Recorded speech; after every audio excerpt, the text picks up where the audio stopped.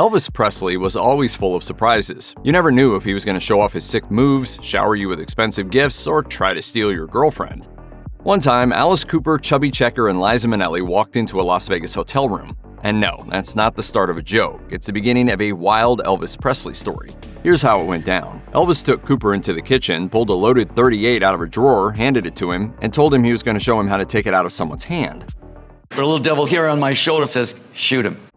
But there was also a little angel on Cooper's other shoulder telling him not to kill, but instead just to wound. Elvis ultimately saved him the hassle of making a decision by dropping him and standing on his neck. Minnelli told her own version of the story on The Graham Norton Show and said that Elvis also demonstrated some karate moves, much to the confusion of his guests. We're all kind of sitting there and he disappears, and suddenly the door flies open and I hear, "Hi-ya!" Elvis then burst back into the room along with another guy who appeared to be his karate teacher.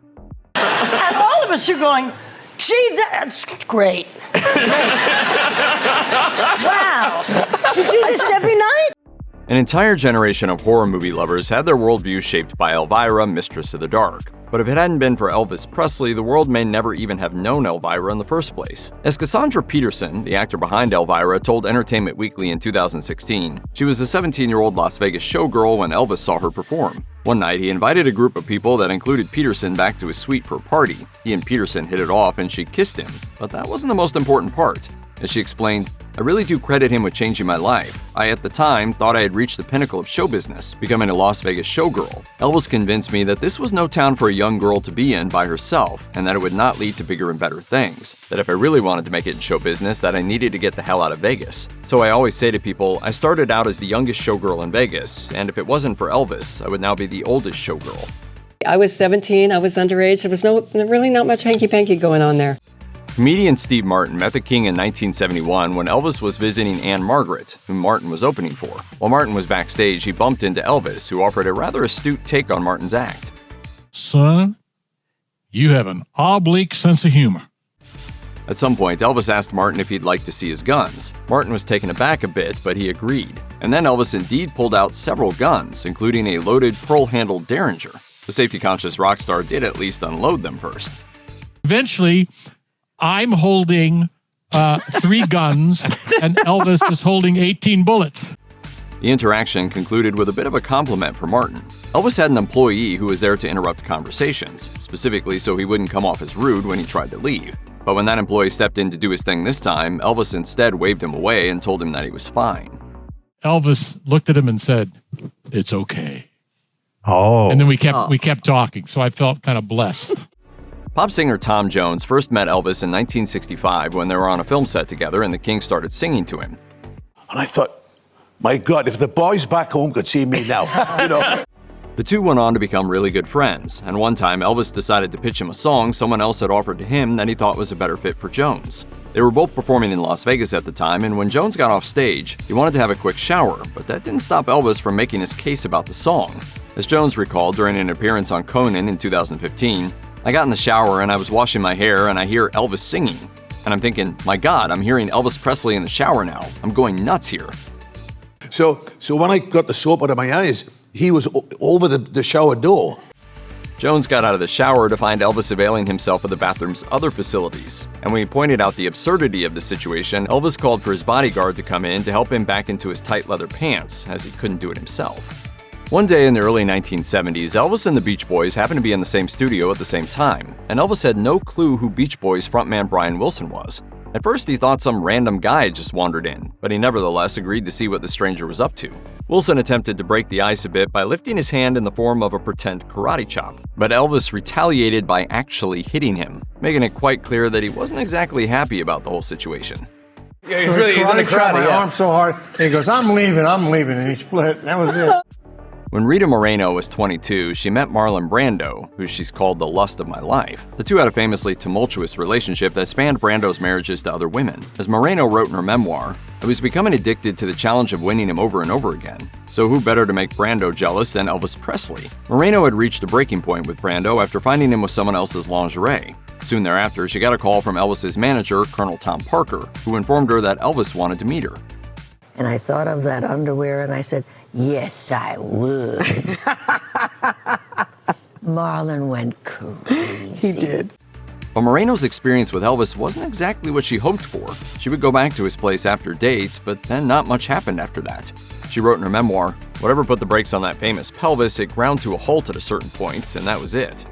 But who would you say was the better kisser? Marlon Brando. Elliot Gould and Barbra Streisand were married from 1963 to 1971, and Gould has made it pretty clear that their love story was neither easy nor straightforward. Weirdly enough, Elvis played a contentious part in that story. When the actor had the chance to meet the rock star, it was initially everything that he imagined. That is, until Elvis asked him why he and Streisand split up. And he said, "Why did you and Barbara break up? You were two of my favorite people." And I said, "Shut up, Elvis." But that wasn't the end of the meeting. Gould gave Elvis some prescient advice about his father Vernon and Colonel Tom Parker, telling him, "You're a cash cow to these people. Why don't you come out and just be free? Just be a free spirit. Leave Elvis here and come out and be free." Alas, Elvis didn't exactly take Gould's advice. A Chicago Tribune article published in 1989 traced the steps of an aging and increasingly isolated Elvis.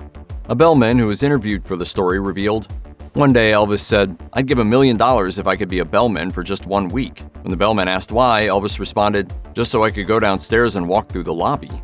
That incident might provide some helpful context about Elvis's state of mind for another story, which English model and photographer Pattie Boyd recounted in her memoir, "Wonderful Tonight, George Harrison, Eric Clapton and Me." In 1974, she was on tour with Clapton when a stop in Memphis brought them into the Circle of the King.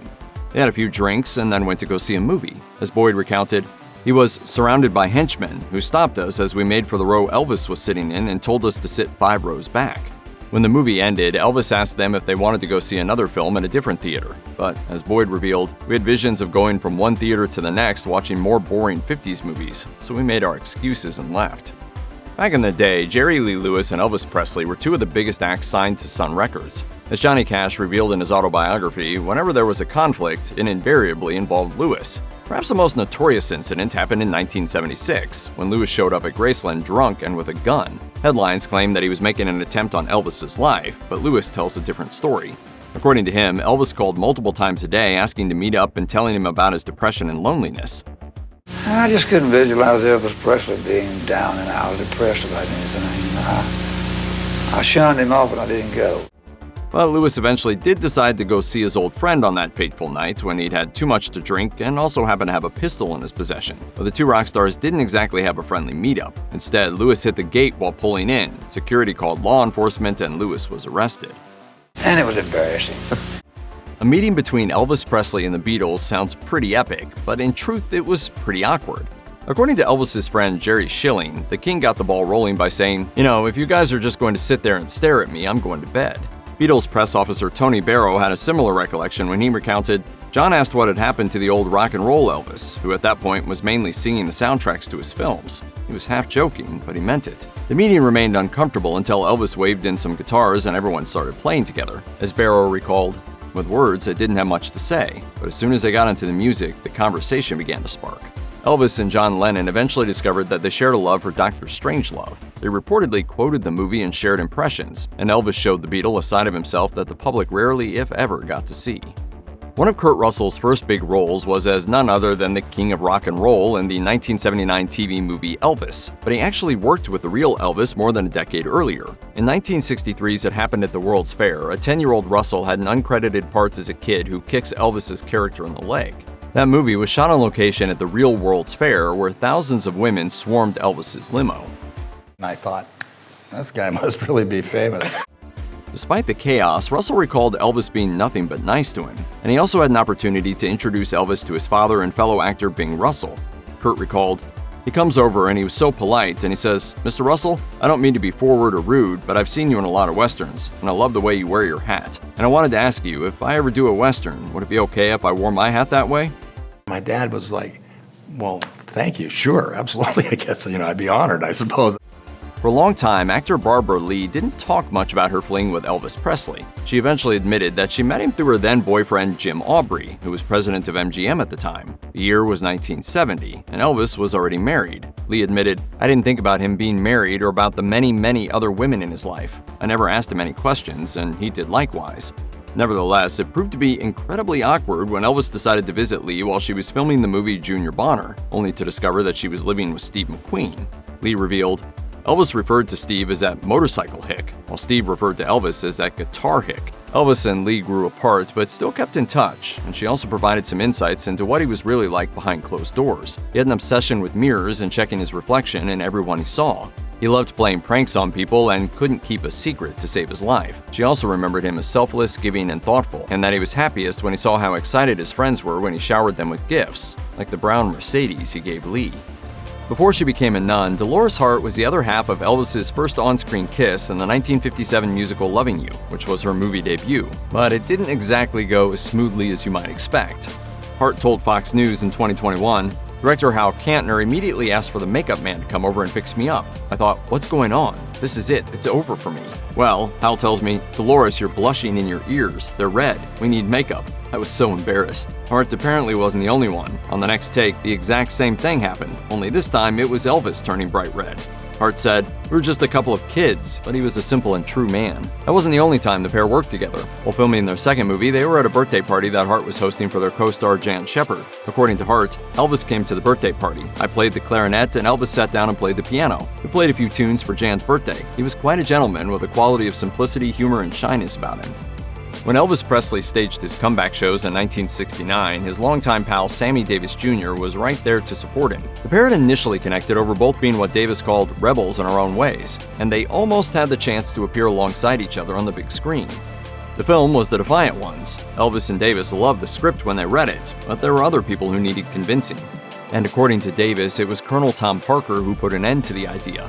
He wrote in his memoir, "I saw the tears in Elvis's eyes and tried to comfort him." Davis quickly realized that his friend wasn't upset because they were losing their chance to become serious actors. He was upset because Parker didn't think that starring alongside a black actor would be good for his client's career. The Defiant Ones ultimately starred Sidney Poitier and Tony Curtis instead.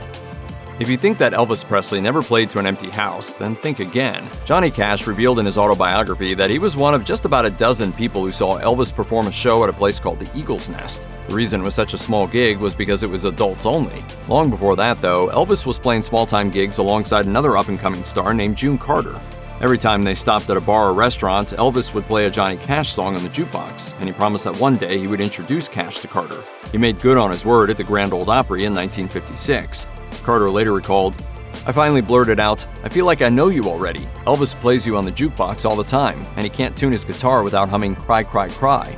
Decades later, John and June's son, John Carter Cash, would claim in his own autobiography that his mother always thought his father was jealous of Elvis. While June steadfastly maintained that nothing ever happened between them, there was a rumor, partly because Elvis spent so much time with the Carters. But the whole family was friendly with Elvis, and Carter's mother, Maybelle, even repaired his stage outfits after the buttons burst. Canadian actor Helm starred alongside Elvis Presley in the 1962 movie musical Follow That Dream.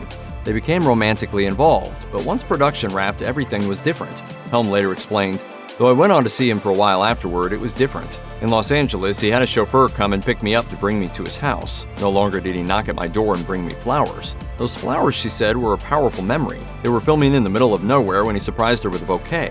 There certainly were no florist shops around. They looked as though he'd picked them himself." Even then, Helm described him as being desperately lonely, but also as so very, very sweet. They went on long nighttime drives together and played cards until the sun came up, and he bought her lingerie that wasn't her style, but she wore it anyway. She only noticed red flags in hindsight, including his dependence on pills. After a confrontation that ended with Helm slamming his hand in a piano, their relationship was over.